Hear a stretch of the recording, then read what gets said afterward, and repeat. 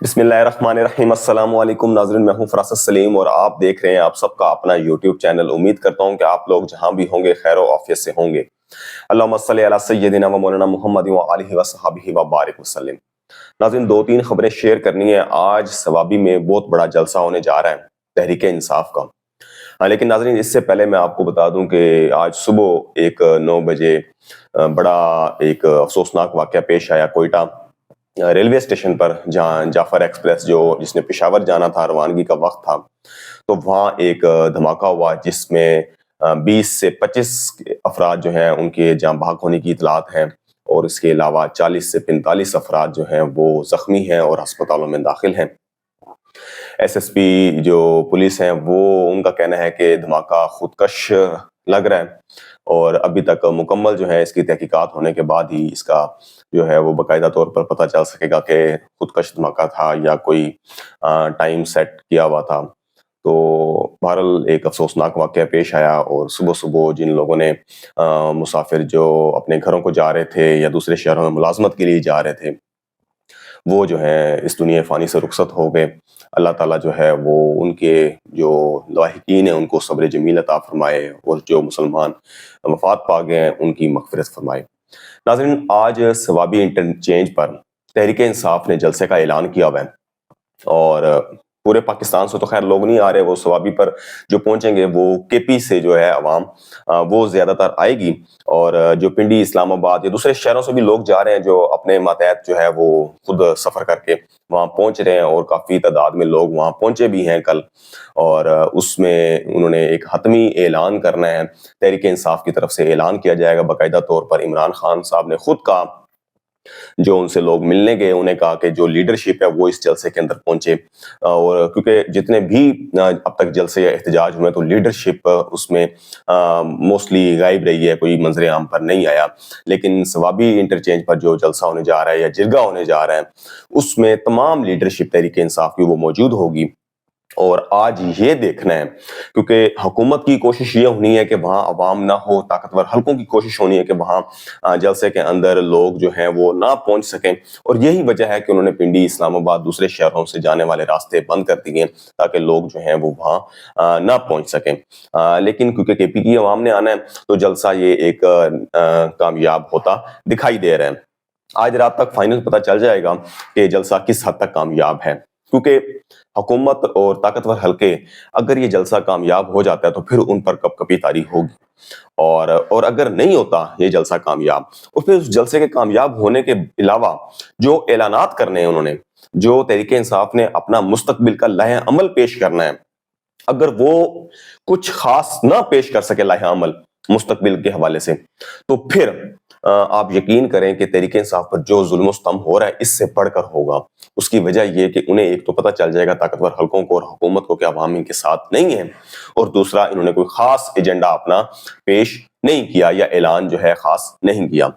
اچھا ناظرین، اب اور اگر جلسہ کامیاب ہو جاتا ہے، جو کہ یقینی طور پر جلسہ کامیاب ہوگا، تو ایک طرف تو کپ کپی طاری ہوگی، حکومت طاقتور حلقوں کے لیے پریشانی بنے گی، اور دوسرا جو اعلان ہونا ہے اس اعلان سے جو ہے یہ مزید پریشان ہو جائیں گے۔ اب وہ اعلان ناظرین کیا ہو سکتا ہے؟ تحریک انصاف کے لیے اعلان جو ہے، کیونکہ اب کافی عرصے سے تحریک انصاف احتجاج کا بھی اعلان کرتی ہے، جلسے بھی کرتی ہے، لیکن کامیاب نہیں ہو سکتی، اور اب عمران خان صاحب خود کہہ چکے ہیں کہ یہ آخری کال ہے اور سڑکوں پر نکلنا ہوگا اس ظلم و ستم کے خلاف، اس جنگ کے خلاف، اور آزادی ہمیں حاصل کرنی ہے۔ تو اب جو اعلان کرنا ہے وہ متوقع جو ہو سکتا ہے، جو میرا خیال ہے وہ یہ ہوگا کہ اب یہ تو نہیں ہوگا کہ بھی آج جلسے میں اعلان جو لیڈرشپ کرے گی کہ عمران خان نے یہ لائحہ عمل پیش کیا ہے کہ کل سے آپ سڑکوں پہ نکل جائیں، ایسا ہرگز نہیں ہوگا، یا کل سے آپ جو ہے احتجاج کریں، ایسا بھی ہرگز نہیں ہوگا۔ اب جو بھی اعلان کیا جائے گا وہ سوچ سمجھ کر کیا جائے گا، تاکہ جس پر جو ہے وہ مکمل طور پر اس کو امپلیمنٹ کیا جا سکے۔ اعلان یہ ہو سکتا ہے کہ دسمبر کے پہلے دوسرے ہفتے کے اندر تحریک انصاف لانگ مارچ کا اعلان کر دے، پورے پاکستان سے قافلے اسلام آباد پہنچے۔ تو جیسے یہ اعلان ہوگا، مجھے یہ لگتا ہے کہ اعلان یہی ہوگا، لانگ مارچ کا ہوگا، اس کے علاوہ کوئی چارہ ہے نہیں۔ احتجاج نہیں ہوگا، صرف لانگ مارچ ہوگا کہ سارے قافلے نکلیں اور پھر وہ اسلام آباد پہنچے فلان ڈیٹ کو۔ یہ اعلان ہو سکتا ہے پہلے ہفتے یا دوسرے ہفتے دسمبر کے۔ اب ناظرین، جب اعلان ہوگا तो मीडिया तो ऑलरेडी कंट्रोल हो रहा है और मीडिया पर एक दफा फिर जो भी तारीख का ऐलान किया जाएगा इमरान खान की लीडरशिप की तरफ से, क्योंकि जाहिर बात है कि इमरान खान ने उन्हें जो स्टेटमेंट दी होगी, जो उन्हें कहा होगा, वही वो आके ऐलान करेंगे जलसे के अंदर। तो जो ऐलान करेंगे, तो जिस तारीख का ऐलान करेंगे उस तारीख तक मीडिया पर, इंटरनेशनल मीडिया पर तहरीक इंसाफ का नाम होगा। अच्छा, पाकिस्तानी मीडिया पर तो ऑलरेडी तहरीक इंसाफ का नाम है। जब से इमरान खान की हुकूमत खत्म हुई, जब से इमरान खान जेल में गए और आज तक कोई टीवी चैनल ऐसा नहीं है जो इमरान खान के नाम के बगैर प्रोग्राम करता हो या जिसका टॉक शो चलता हो। तमाम चैनल्स के ऊपर जो भी शो देख लें आप, चाहे सुबह हो चाहे रात को हो, कोई टॉक शोज किसी टीवी चैनल्स पे हो रहे हैं तो उनके अंदर इमरान खान का जिक्र जरूरी है, क्योंकि उनका चारा ही नहीं है। मीडिया तो हालांकि कंट्रोल किया जा रहा है, नाम नहीं ले रहे इमरान खान का, लेकिन क्योंकि बिकी वही रहा है, लोग सुनना ही उसी को चाहते हैं। तो और इंटरनेशनल मीडिया के ऊपर भी वक्तन फवक्तन वो बात चलती रहती है तहरीक इंसाफ की।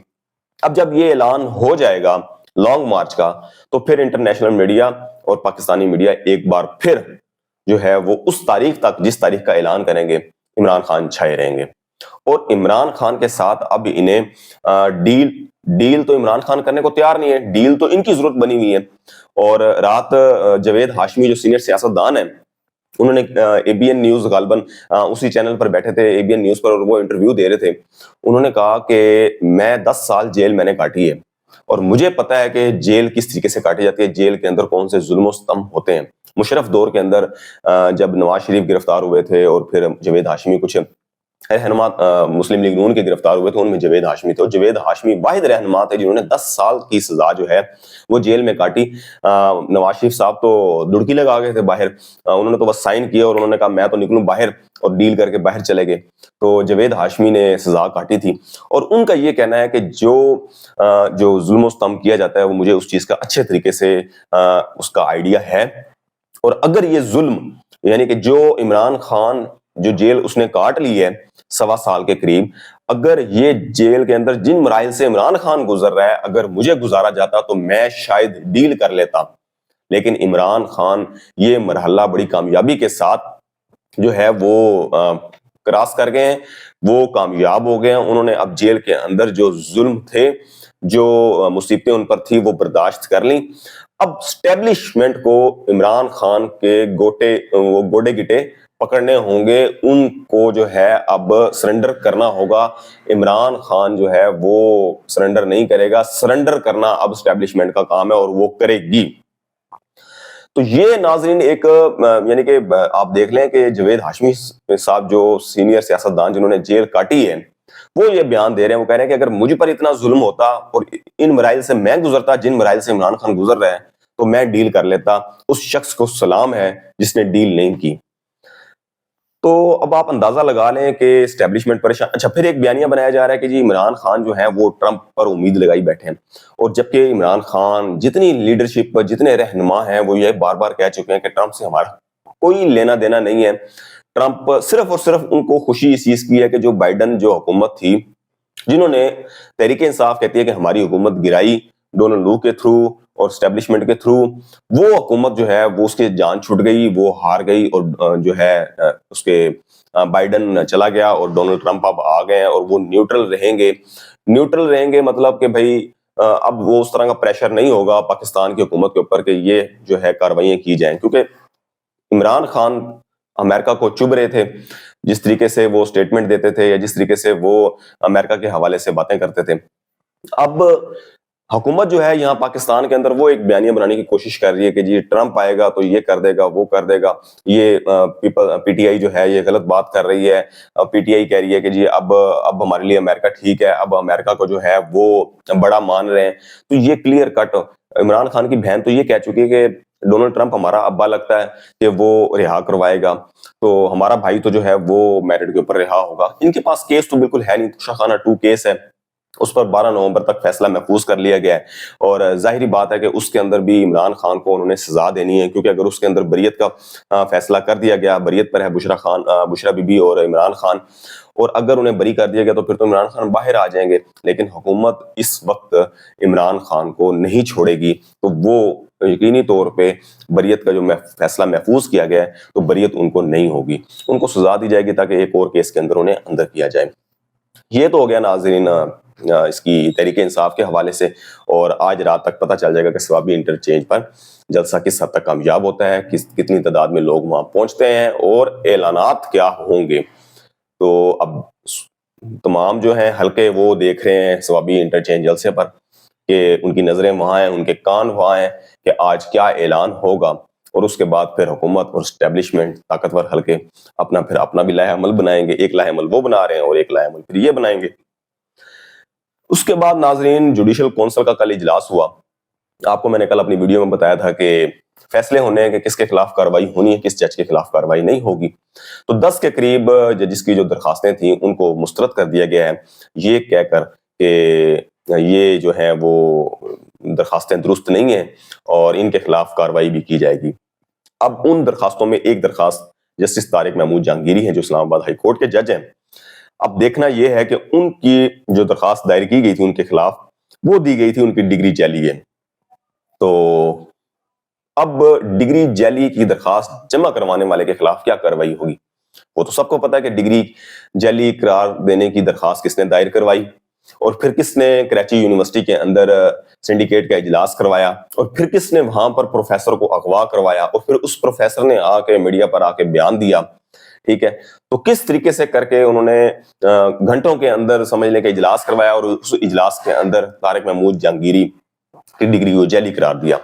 तो अगर तो चीफ जस्टिस यहिया अफरीदी इतना वो समझते हैं कि मुदाखलत जो है वो अब नहीं होनी चाहिए और इनके खिलाफ कार्रवाई होगी, तो फिर उनको जरा तलब करके देखें जिन्होंने इनके खिलाफ जस्टिस तारिक महमूद जहांगीरी के खिलाफ दरखास्त दायर कराई और उसके बाद फिर उनकी डिग्री जाली करार दी और उसके बाद फिर सिंडिकेट का इजलास करवाया।